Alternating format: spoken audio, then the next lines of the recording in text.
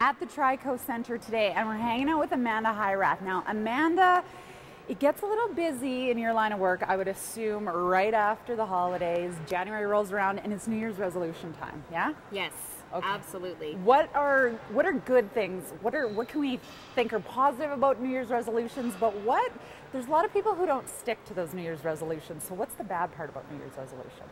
Well, New Year's resolutions are obviously, it's a positive part. You know, it's a new year, we get to start fresh. The problem and where it falls short is that goals can become either too vague, they can become unrealistic or unplanned. And I think that's where they might become a little bit discouraging after 3 or 4 weeks into it and you start to notice the decline in the gym. Okay, so give us, where do we start when we're wanting to set those goals? Okay, so you want to start with, we usually use the SMART acronym. Okay. And so SMART stands for specific, measurable, attainable or action orientated, realistic and timely. Okay. So first you want to make that goal specific. Okay. So that goal is going to be, I want to lose 20 pounds and I want to do it in 6 months, and you're just going to be as specific as you possibly can with that goal. Okay, make it clear.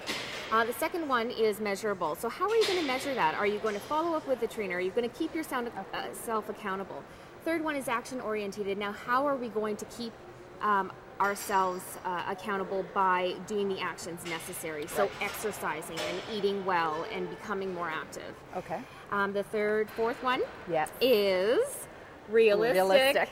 Realistic. Okay. So being realistic. Now if you require 5 times of working out to set those specific goals that you set for yourself, but you can only find a babysitter for your children 3 times a week, is that something that's realistic for you? Right. Realistic. Realistic. So like being here just talking to you about fitness, I'm not actually losing weight right now, you mean? Well, you know, like I see you switching side to side, there you go. Burning a little bit of energy there. The last one is timely. Okay, so let's put a timeline on it. Let's make sure that we have small milestones. We have our larger goal, maybe it's a 6-month time, but setting those smaller milestones, maybe in 3 weeks from now, I'm going to have lost 5 pounds, or, you know, this button is going to fit a little bit more snug on my jeans. Maybe those smaller goals make you feel a little bit more successful when you're trying to attain the larger goal. I like that a lot. Okay, so me specifically, I'm a working mom, busy, time is of the essence. I like things that I can do at the gym if I have time to get away, but if I don't, I can still do a few things at home. Have a treadmill, have kind of a fitness area in my house. So what can I start at? The thing I like too is something new. I hate doing the same thing every single day. So can you give me a new tip or a new exercise that I can try to do that I could do at home? Absolutely. Well, new is relative, right? Because there's so many exercises out there. But one that's really easy and that you can do at home and you can do with your children, or you can do even if you're working at home, is called a wall sit. Okay. And basically what this targets is it's going to target your quads, it's going to target your whole entire hands, your leg muscles. Okay. So first, we want to stand up straight, get those shoulders relaxed. Tummy is always tight, okay? You're going to get those feet about hip width apart, and you're just going to sit down.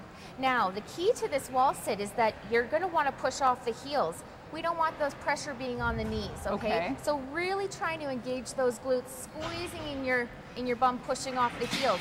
Maybe if you want, lift those toes a little bit. Now, how are you feeling right now? Feeling pretty like good. This is so new. We've been here about 15 seconds, right? So 30 seconds is where you want to start. Okay. And then we're going to slide up now.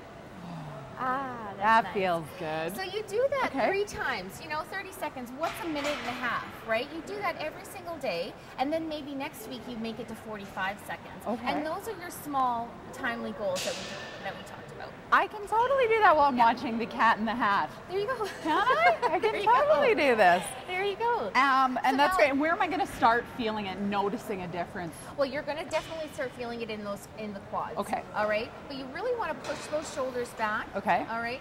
And if you want to make this a little bit more challenging, maybe bringing those arms up and holding them out here, dropping those shoulders back. Ooh, I can feel the burn already. Okay, awesome. Amanda, thanks so much for this. You're going to give us another tip or another exercise coming up later in the show? Yes, I will. Okay, I'm going to be here sitting, so stay with us. We'll be back for more Go Calgary from here at the Trico Center right after the break.